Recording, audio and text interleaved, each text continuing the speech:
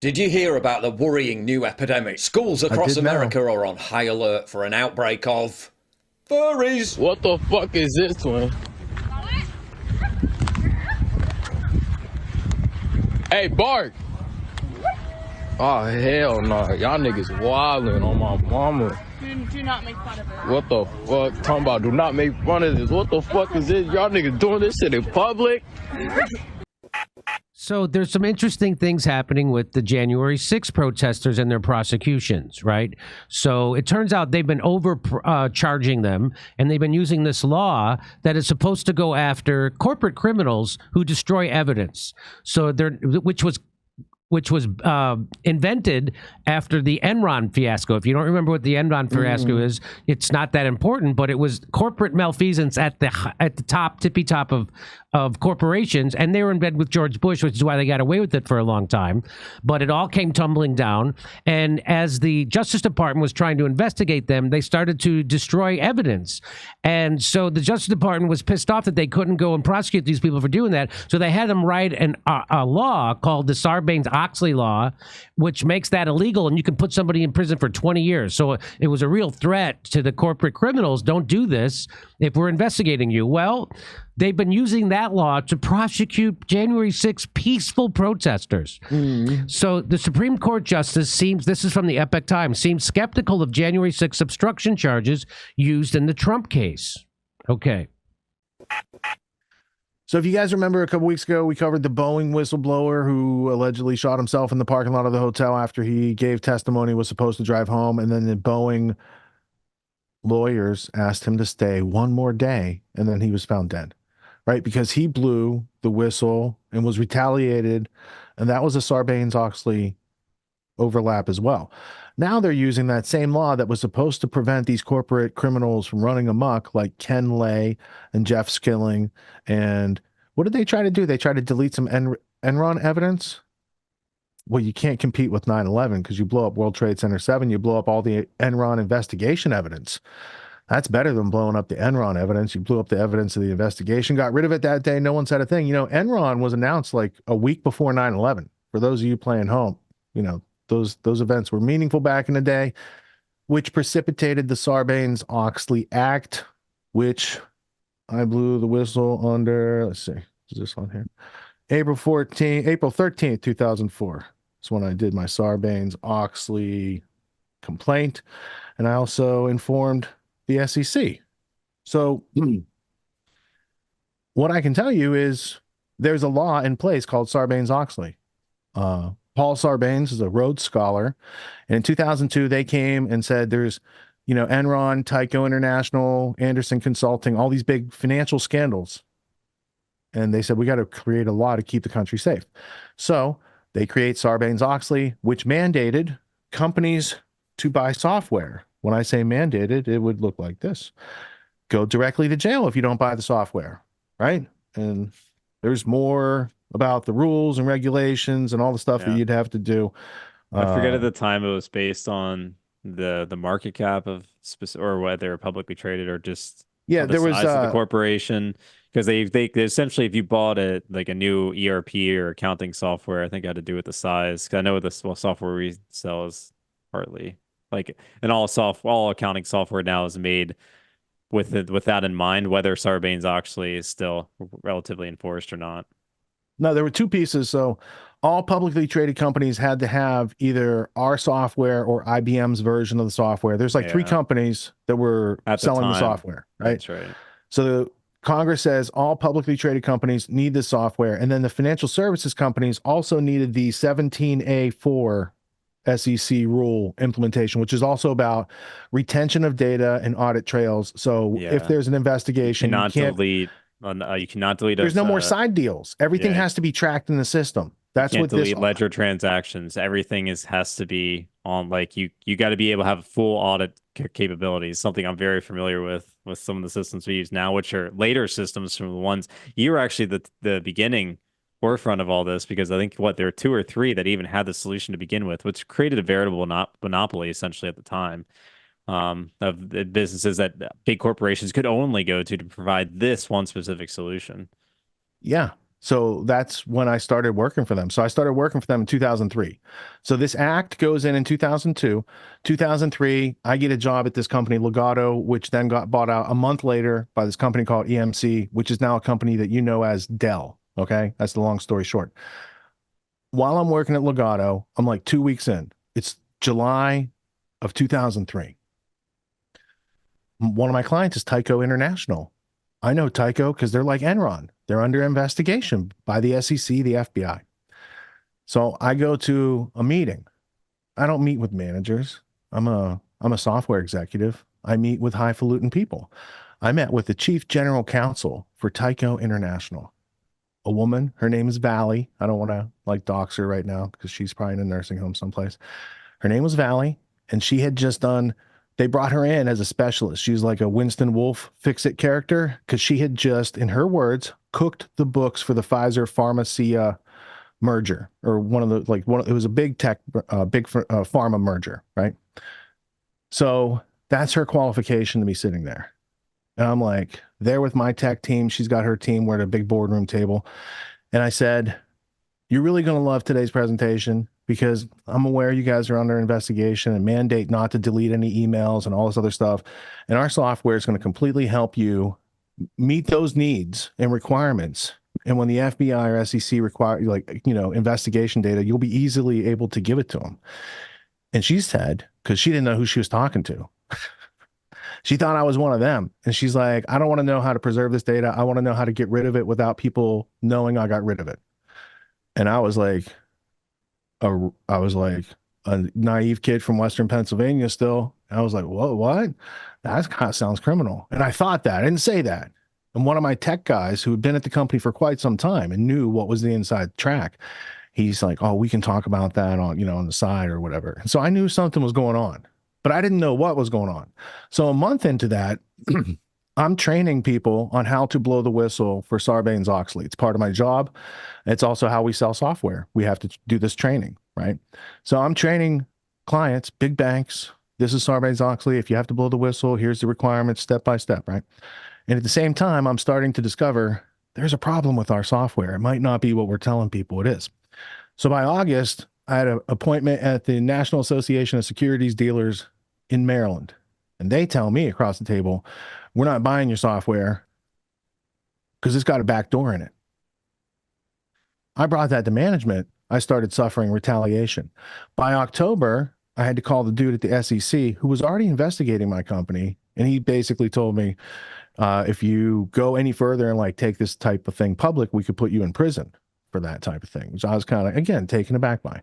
And then on November 4th, 2003, November 2nd, one of those two dates, I blew the whistle officially internally to my company saying, and it's the company that bought my company. So I thought that my new employers were being ripped off, but that's the whole reason they paid so much billions for my old company, right? So I send this email to the chief lawyer in our company, which I found out 4 years later at trial is the person who decided that day to fire me, violating the Sarbanes-Oxley whistleblower protections.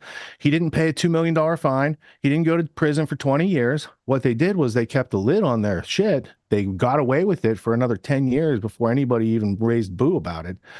I was told by journalists they couldn't publish it and warn the public. And this left our financial infrastructure with companies that are mandated by software with big back doors so that other companies can launder and steal money through there. So I thought that would be a problem. And that's the reason that Sarbanes-Oxley came into my life, because otherwise I didn't want to. But let it be known, the whole point was not to be able to delete ledger transactions, and they put a fucking backdoor in to delete ledger transactions. But making it look like that you're compliant. It was, look, that's why EMC, by the way. Oh, man. That's why EMC paid $2 billion for Legato. Legato had nothing else except that. They had that. And that was worth $2 billion alone. And then Dell said, hey, EMC, we like what you did. We'll take some of that. And they bought EMC. EMC is the hardware contractor for the NSA. Right. The dude who founded EMC was Bush, who's Cheney's biggest fundraiser, and he was an ambassador to Ireland. He was untouchable. He's a billionaire. Yeah. I didn't know that. I just knew what they were doing was wrong and that the American public should know. And I call that my $1 million education. Yeah, we're saying it's a feature, not a bug, LD. Because he's like, so you're saying it's a feature, not a It's not yeah, a bug. exactly, dude. And it was only a couple corporations at the time that even had those solutions, and all of them, I bet, probably had that same feature. Not a bug, indeed. That's very Yeah, and the other thing was the company I went to work for, Elgato, it had a strange number of former NFL football players who worked there and were not qualified to kind of do the things they did. And then when they were qualified from the standpoint of sales, I though, right? understand, yes, Tall, yeah. like, good looking, like They muscular, were qualified and to be in on a racket and not tell anybody. yes, That's what right, they were there you go. qualified to do, right? At one point, I looked up the CEO of our company. So if you look up Legato's CEO, it's in the SEC filing. So is his college education. And the gentleman did not get an MBA from the college he cited. And I know that because I called the registrar and they're like, he never went here. Now, the fact that a publicly traded company is run by a guy who falsified his education and there's a whole bunch of shady stuff going on, like Todd Beamer's dad worked above my boss's boss. Like the guy who said, let's roll on 9/11, his dad worked 2 levels above me at that company. And they did all these DOD deals. And our CEO, the guy who faked his education, always signed his stuff, let's roll. There's a whole bunch of stuff that I found interesting. That's not necessarily criminal, though, right? But the criminal stuff, it's in the left to the financial services and thousands of pages sector. of criminals. Yeah, criminal good stuff there. Yeah. But they are also some strange other like former gangster people and stuff. What are they doing in the software company? Now I have a better understanding of how that whole industry works. Software and financial services. And when it comes to Fortune, 1,000 companies, Fortune 1,000, Fortune 500 style companies, it's at that level where they're looking to have their corporate personhood has a personality by that point. Yeah, seriously. You don't find that, I work in a business where we deal with more small to mid-tier, corporations, manufacturing. You just don't, we've never encountered anything like that. So it really is like the high level Fortune 1,000, Fortune 500, like financial services, technology firms where, I've seen and heard of that take place, obviously through you, and then obviously through what's happened the past 25 years since I've come into such knowledge. So now, not only did they put that law on the books, but that law was put on the books to make companies more vulnerable, not safer. And then they don't prosecute people legitimately under that 20 years ago. And now today they're using it to prosecute political prisoners in January 6th.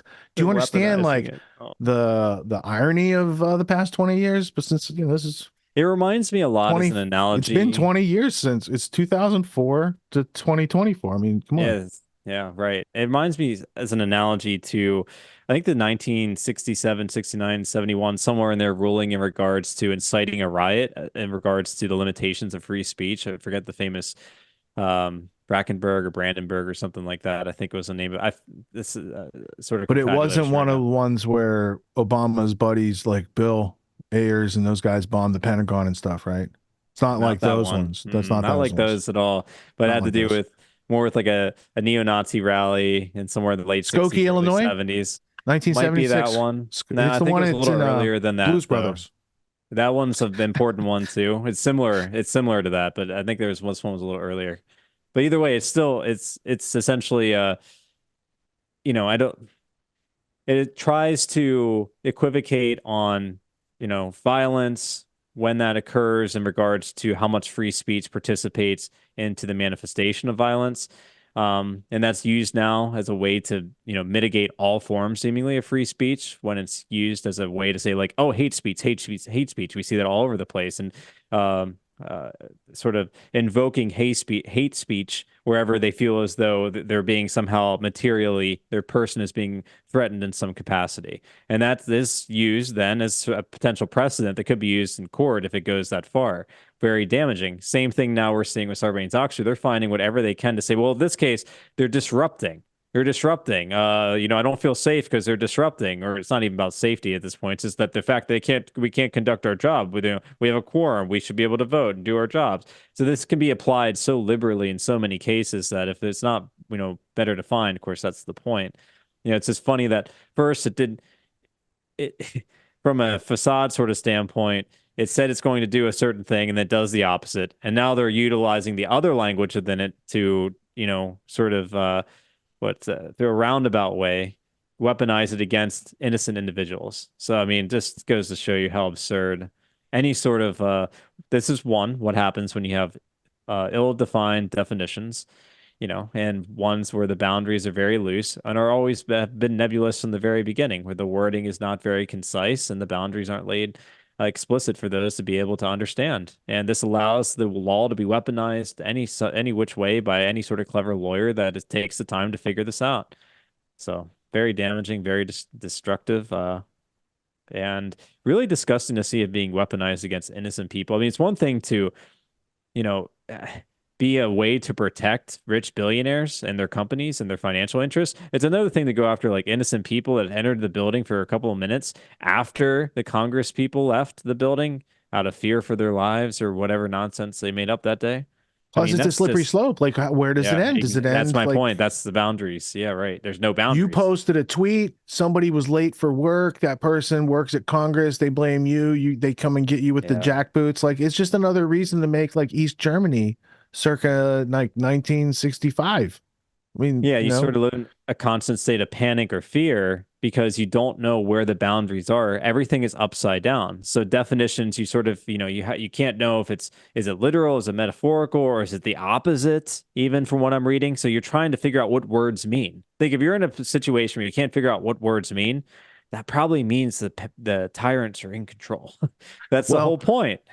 We used to be able to go to a dictionary, but now definitions morph according to people's feelings. So it's at any given time. So we've embraced epistemological subjectivism. We are now on the right level after of an your animal. Pronouns, you should then list your current feelings.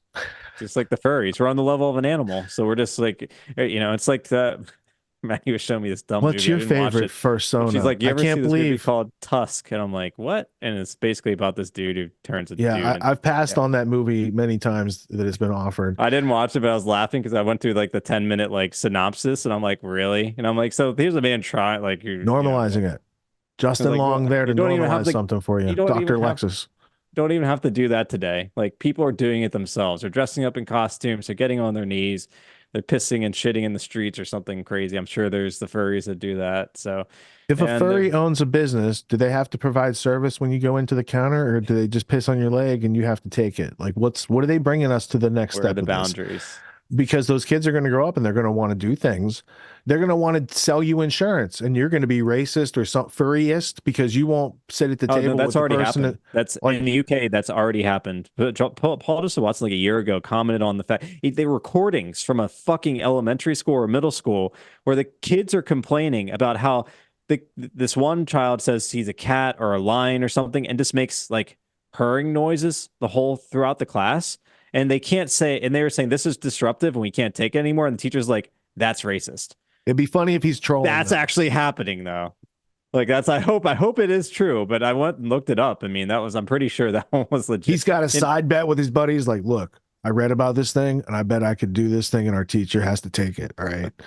That would be great. That's my first thought, actually. I said, look, I was like, wouldn't it be great if they were just trolling it because or it's just kids that are like, they're letting everyone else get away with this. I don't want to go to school. Fuck school. So they're just making up any sort of excuse to just make the day more absurd than it already is, being in a 15,000-hour concentration or a 15,000-hour camp, we'll call it. Education camp, education in quotations.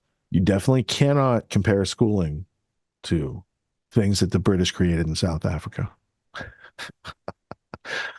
I just found it interesting. There might be similarities there. They do put a lot of fences around that stuff, and they do have like bells and whistles, cameras and bells and whistles, a lot of human control. Yeah, we'll get to Bertrand Russell in a little bit, but a lot of human control, a lot of human use of human beings in a cybernetic term, we could say. What makes the Grand Theft World podcast unique, invigorating, exciting, and informative? Most other podcasts out there are either doing straight up interviews or they're just covering the daily news. They're covering current events from the day they happened. And that is effective. It's useful. It's a great starting point. And then sometimes these current events change during the week past the first story. So we like to give it a little time. You have to wait till some of the dust settles on these stories in order to give them accurate coverage. And the other thing that's really missing in the media landscape is covering the articles that are coming out every day. That's great. That's necessary. But who's bringing in contextual history so that you can understand what has been going on for decades and decades to lead up to the machinations and actions that we see unfolding today? So what we do here on the podcast is we cover current events. Many of these things are censored, but we wait about a week. As a forensic historian, I focused mainly through my career on the history of globalism and collectivism and things that they call maybe the New World Order. There's a lot of facts to these sort of circumstances, groups, events, activities, working groups that they've had over time. So for Grand Theft World listeners, we not only break down the current events, most of which that are censored during the week, we provide you with contextual history, we give you the source notes, the references, we do deep dives, and this really empowers you with an understanding of context and history so that you can make more informed decisions in your life. There's also a community, a membership where you guys can actually ask questions and we can get into the show and we can share evidence. And there's a town hall weekly for Grand Theft World for those who listen to it and are interested in covering the stories that we don't get to during a 6-hour show. Listening to it an hour a day, you could easily consume the week's news, but you're going to have substance and meaning and context and understanding. And with that, you can make higher quality decisions in your life. So if you're interested in more quality in your life, go to grandtheftworld.com, click podcast at the top, and we'll see you there. Thank you. These allegations are false. This isn't Grand Theft Auto, folks. This isn't a video game. What are the most surprising things that you discovered once you started pulling on that thread? Who he was connected to, what institutions he was influential over, what events he participated in? Come on, man. What are we talking about? Come on, man. No. You don't have to think about it, dude. I got this quote because you said you didn't know much about Klaus Schwab. I made it my job to, as soon as this happened, I'm like, okay, this guy's their front man. Let me learn about the official history of the World Economic Forum. I got their 40-year history. I got every book that Klaus Schwab has written or ghostwritten. I went through those books. This is one of the most interesting passages. Come on, man. Come on.